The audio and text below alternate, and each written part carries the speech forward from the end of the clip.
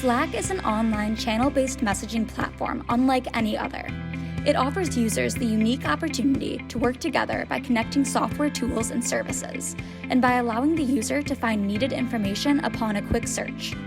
The channels within Slack allow a seamless collaboration between coworkers, clients, vendors, and partners. Furthermore, the Slack workspace also exists within a secure, enterprise-grade environment.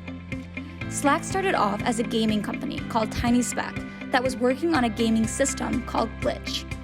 TinySpec gained $5 million in Series A funding from Accel Partners and Andreessen Horowitz when expected to launch in 2010, and then raised another $10.7 million in 2011 from the same investors before the product died.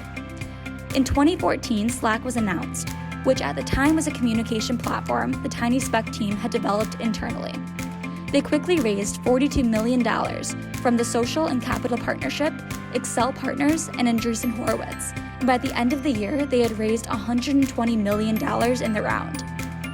At this point, Slack was valued at more than $1 billion, which meant it was the fastest growing startup ever.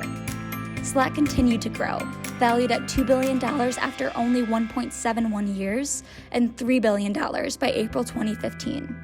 But it was not expected to profit until 2022, even with revenues quickly growing. In March 2020, the market cap was higher than $14 billion, which meant a potential acquirer would have to pay over $20 billion to buy the company. There are many alternatives to Slack, such as Microsoft Teams, Google Hangout, Workplace by Facebook, and WhatsApp.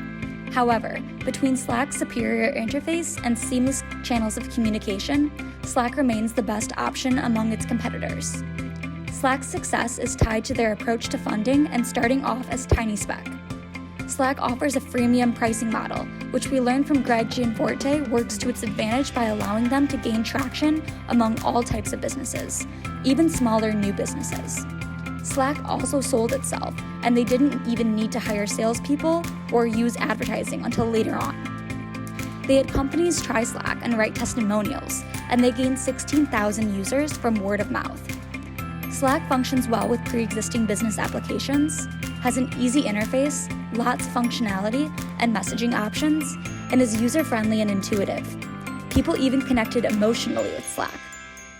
Slack can be expected to continue to grow and gain usage from new companies, communities, and student groups around the world, especially during the work-from-home environment right now.